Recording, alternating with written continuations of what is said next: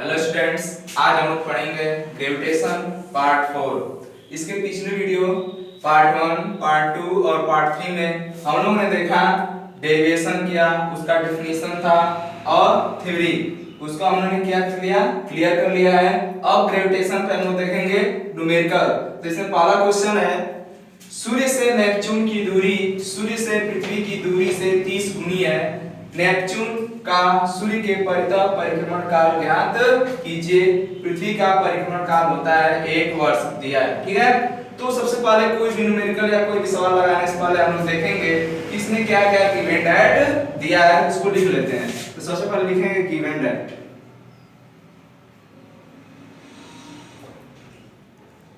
Given date में क्या दिया है, सूर्य से पृथ्वी की दूरी सूर्य से पृथ्वी की दूरी हम मान लेते हैं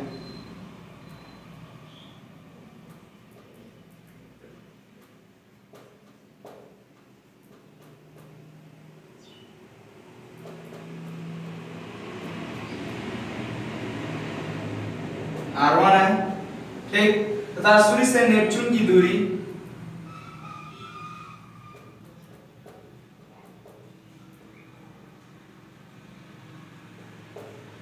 R2 है, तथा इन दोनों का परिक्रमण काल मान लेते हैं पृथ्वी का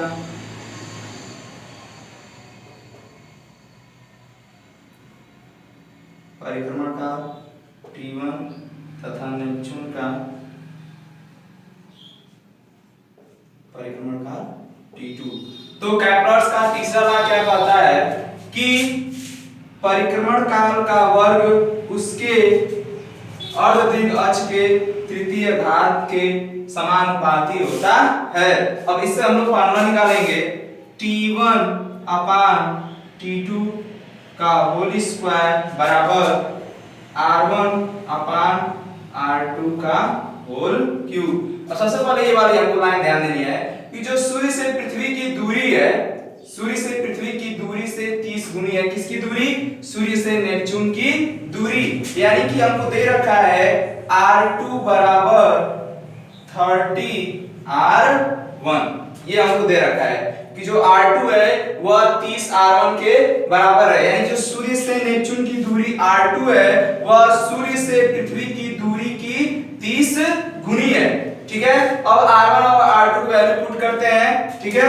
तो सबसे पहले T1 दिया है हमारा कितना, 1 वर्ष, तो 1 बाई T2 का स्क्वायर बराबर R1 की जगह R1 ही रहेगा। R2 बराबर क्या रख देंगे, 30 R1 का होल क्यूब। सॉरी, अब क्या करेंगे, R1 से R1 क्या हो जाएगा, कैंसिल। तो ये हमारा बच जाएगा 1/30 का होल क्यूब, 1 अपान T का होल स्क्वायर। इधर देखते हैं, इसको जब सॉल्व करेंगे तो T स्क्वायर बराबर आ जाएगा 30 गुणे 30 गुणे 30। ये स्क्वायर इधर आएगा तो रूट में हो जाएगा, यानी T बराबर हो जाएगा रूट में 30 इंटू 30 और गुणे 30। इसको ऐसे भी लिख सकते हैं 900 इंटू रूट 30। 900 की वैल्यू होती है 30 और रूट 30 की वैल्यू होती है लगभग में 0.547। तो इसका जब गुणा करेंगे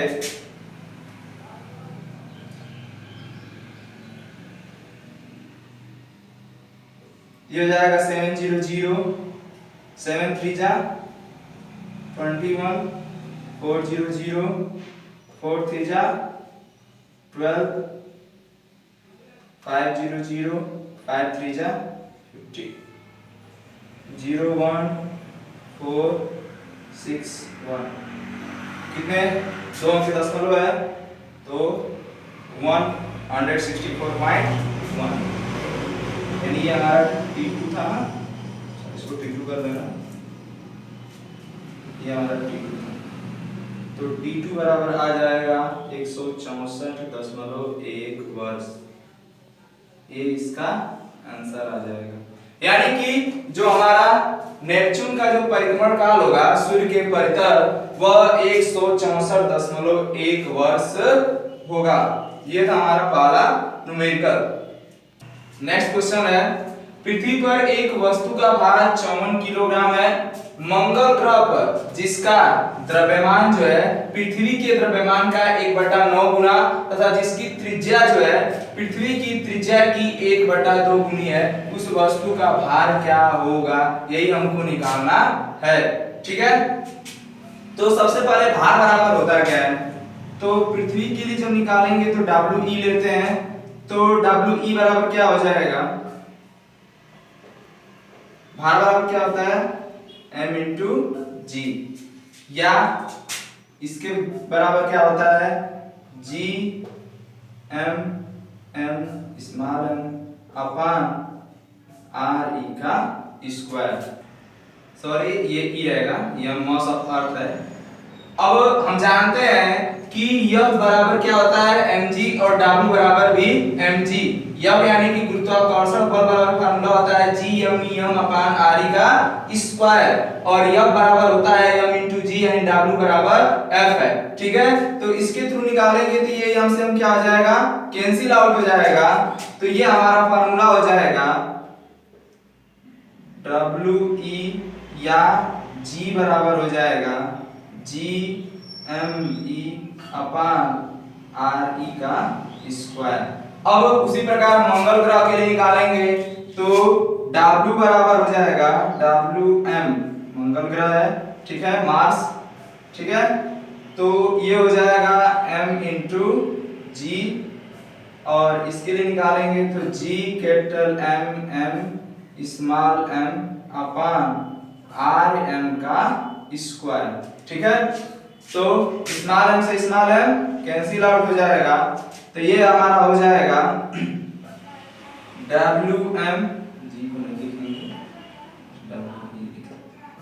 तो WM बराबर हो जाएगा GM स्मॉल m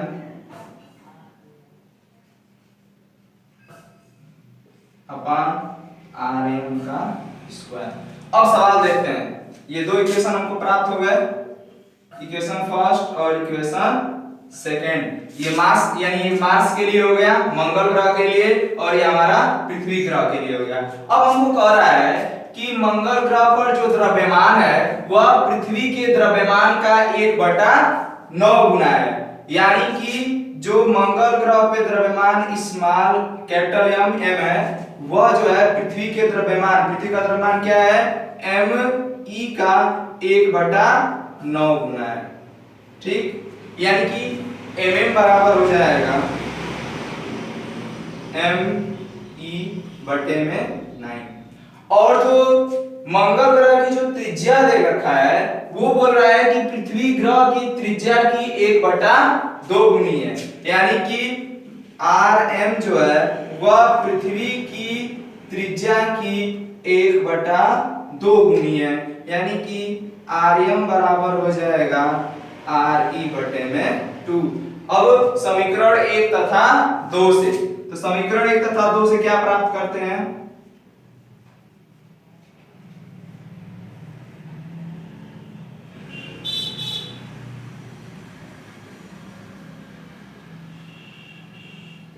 समीकरण 1 तथा 2 से प्राप्त करेंगे कि WE अपान WM बराबर, डिवाइड करेंगे तो G से G कैंसिल हो जाएगा, क्योंकि एक सार्वत्रिक नियतांक है इसका, कहीं भी मान वही होता है, ठीक है, चेंज नहीं होता है। तो ये हमारा हो जाएगा ME अपान MM इंटू, और ये ऊपर आ जाएगा और ये नीचे आ जाएगा, यानी RM अपान RE का होल स्क्वायर। ये हमारा फार्मूला प्राप्त हो गया। अब सबको क्या करेंगे, जो वैल्यू है ला करके इसमें पुट कर देते हैं। तो अब देखिए हमारा दे रखा है पृथ्वी पर वस्तु का भार कितना है, 54 किलोग्राम है, ये WE दे रखा है, वैल्यू पुट करेंगे 54 बटे में WM, ठीक है, बराबर ME को ME रहने देते हैं, बटे में ये दे रखा है MM कहाँ गया, यहाँ पे MM की वैल्यू क्या रखा है, ME बटे में 9, यानी ME बटे में 9 गुणे RM के ऊपर क्या रखेंगे, RE बाई 2 बटे में RE पूरे का होल स्क्वायर। जब इसको सॉल्व करेंगे 54 बाई WM, ये ऊपर चला आएगा, ME से ME कट जाएगा, यानी 9 गुणे ये RE से RE कट जाएगा और 1/2 का होल स्क्वायर, 1/2 ये इससे कैंसिल हो जाएगा, 2 इधर आएगा तो 1/2 का स्क्वायर होल स्क्वायर क्या हो जाएगा, 1/4 हो जाएगा। तो ये हो जाएगा 54 बाई WM बराबर 9 एकम 9 9/4, क्रॉस मल्टीप्लाई कर देंगे, इसका इसमें, इसका इसके साथ और इसका इसके साथ, तो ये हो जाएगा WM बराबर हो जाएगा 54 into 4 और ये इसके साथ मल्टीप्लाई में आएगा, इधर आएगा तो डिवाइड में हो जाएगा, 9 6 जा 54 और 6 4 जा 24, यानी कि जो मास होगा मंगल ग्रह का द्रव्यमान भार होगा वो कितना होगा, 24 kg।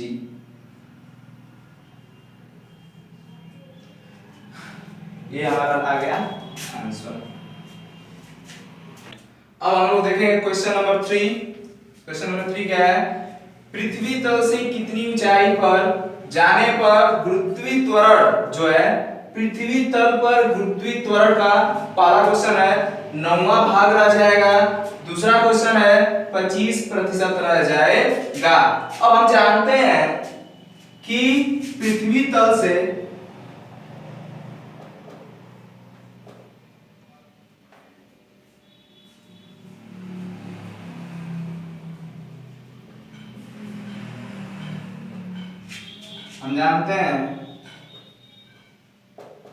पृथ्वी तल से h ऊंचाई जाने पर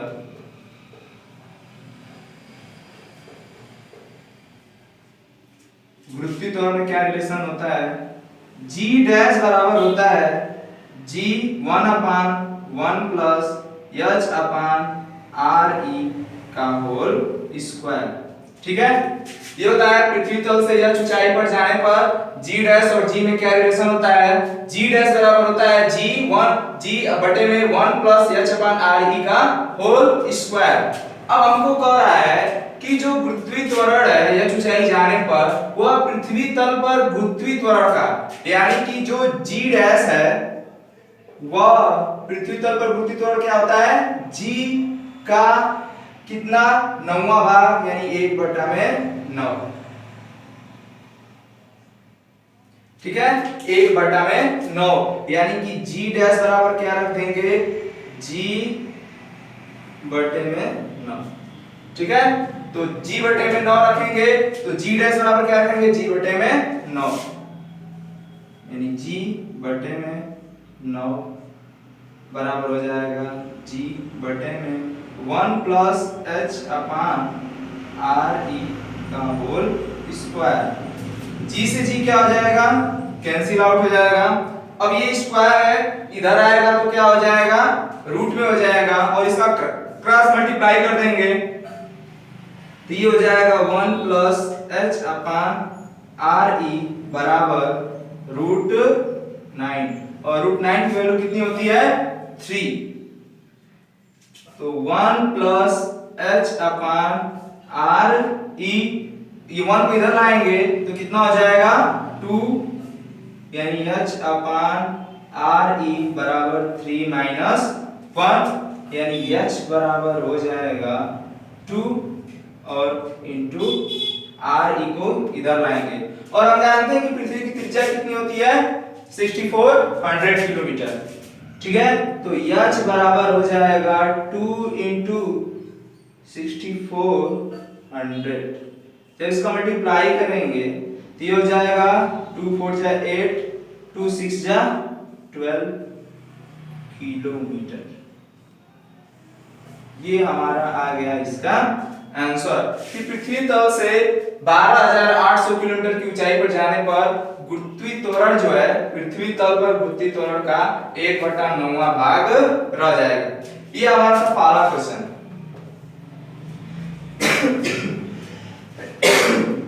अब से दूसरा पार्ट देखेंगे।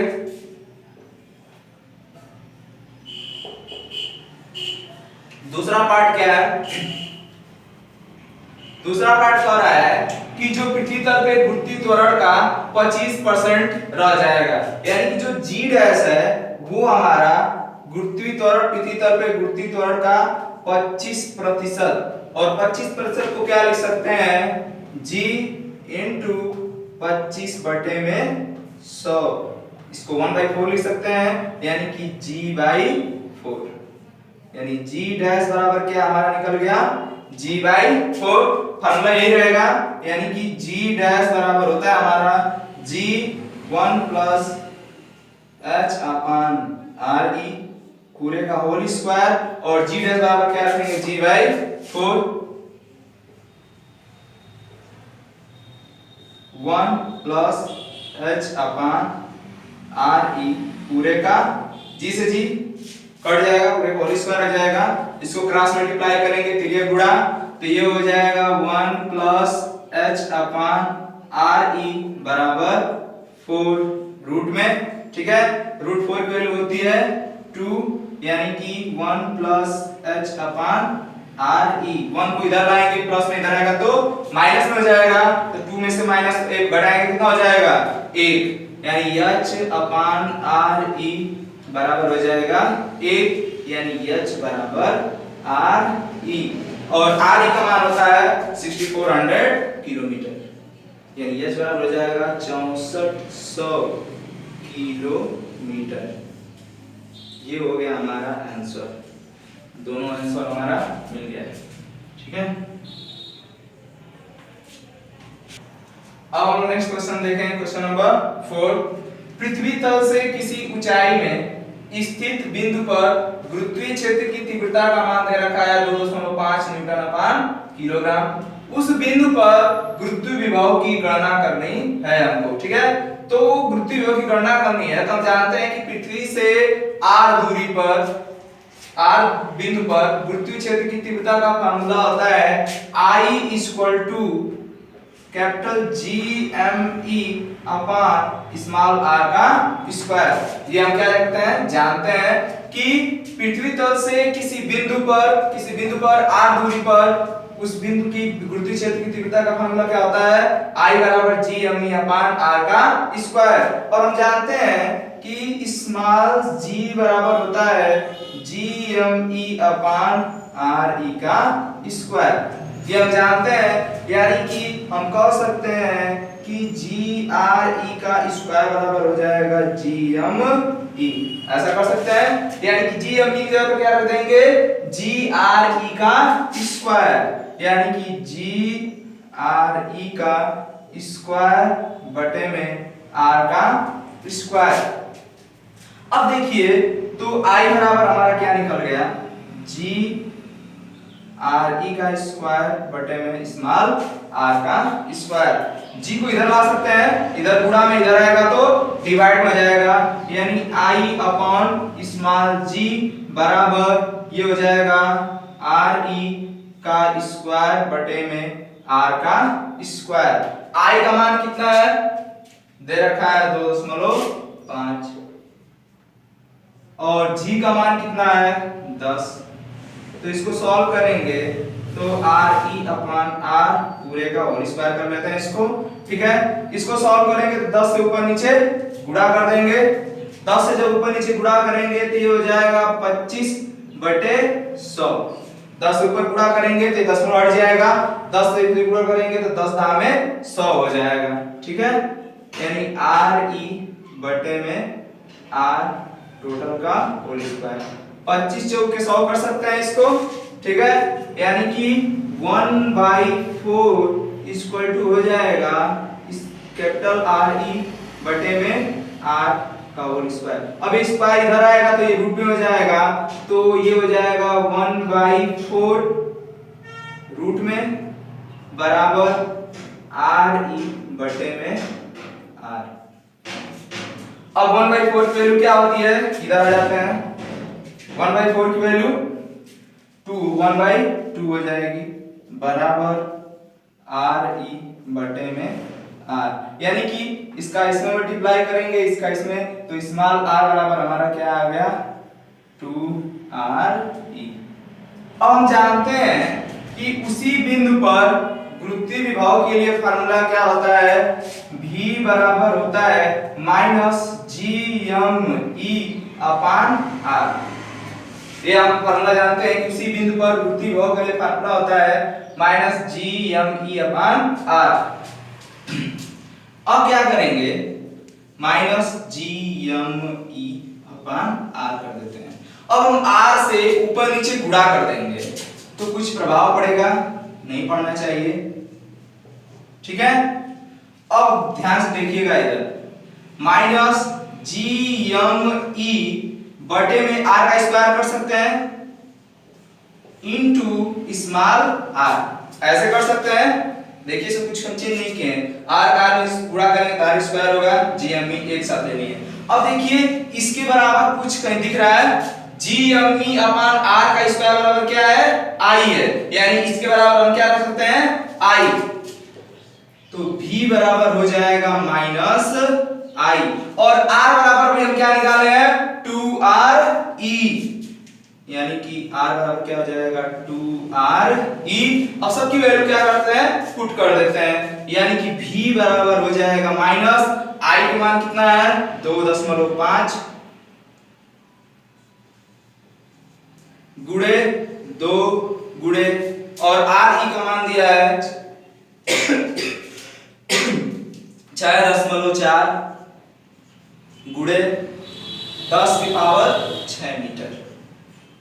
सबको सॉल्व कर लेते हैं तो v बराबर हो जाएगा माइनस, अब इधर देखिए 2.5 यानी 2.5 गुना के 5 हो जाएगा, और 5 का इसमें गुणा करेंगे तो 5 चौके 20 का 0, हासिल बचा 2, 5 छके 30, 2 32, यानी एक अंक पे दशमलव, यानी 32.0 गुणे 10⁻6, ये हो जाएगा मीटर।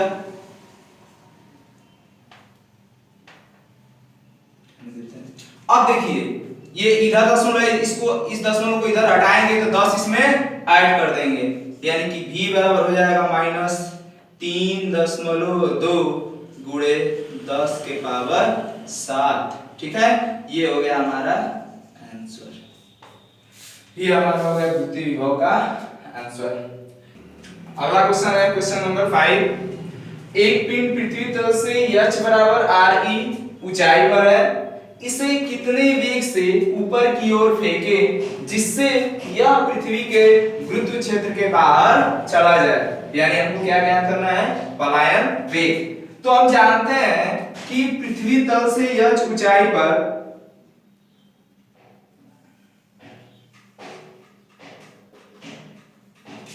पृथ्वी तल से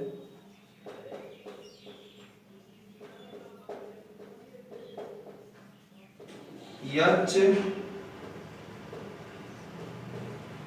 ऊंचाई पर किसी पिंड का पलायन वेग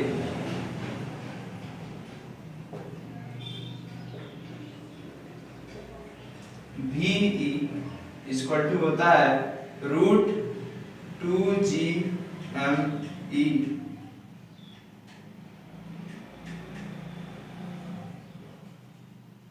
upon re plus small h। ये होता है पृथ्वी तल से h ऊंचाई पर किसी भी पिंड का पलायन वेग।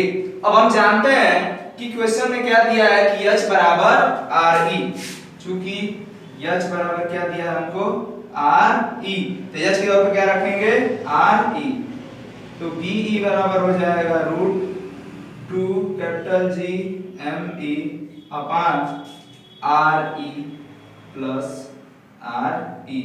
तो आर ई और आर ई मिलकर कितना हो जाएगा 2 आर ई, यानी 2 capital G M E upon 2 R E. 2 से 2 कैंसिल हो जाएगा, तो ये हो जाएगा हमारा रूट में जी एम ई बटे में आर ई। अब सबकी वैल्यू हम क्या कर देंगे, एक साथ पुट कर देते हैं। जब वैल्यू पुट करेंगे इधर तो वी ई बराबर हो जाएगा रूट में कैपिटल जी की वैल्यू हमको दे रखा है, ये हम जानते भी हैं 6.67 into 10 to the power minus 11। M E दे रखा है 6.0 गुणे 10 के पावर 24 पूरे का बटा आर ई का मान कितना दे रखा है 6400 किलोमीटर। ठीक है, अब इसको हम लोग क्या करेंगे, सॉल्व करेंगे। तो सबसे पहले घात वाले को सॉल्व कर लेते हैं, या इसको हम लिख सकते हैं 6.4 गुणे 10 के पावर 3 लिख सकते हैं इसको। ठीक है, तो इसको ऊपर ले जाएंगे, तो अब देखो ये 24 है, इधर आएगा तो ऊपर आएगा तो माइनस में हो जाएगा, तो इसको ऐसे सब लिख सकते हैं 6.67 बटे में गुणे 6 बटे में 6.4 गुणे 10 के पावर माइनस 11 गुणे ये ऊपर जाएगा तो -3 गुणे 10 के पावर 24। जब इसको सॉल्व करेंगे, ये पूरा इसमें है, इसका इसमें गुणा कर देंगे 6 7 जा 42 6 7 42 2 4 6 6 का 36 4 40 4 6 6 का 36 4 40। ठीक है, 2 अंक के दशमलव यानी 40.02 बटे में 6.4। इसको सॉल्व करेंगे तो 11 3 14 हो जाएगा, और 14 में से 10 के पावर 24 में से 14 घटाएंगे तो कितना बचेगा 10 के पावर 4।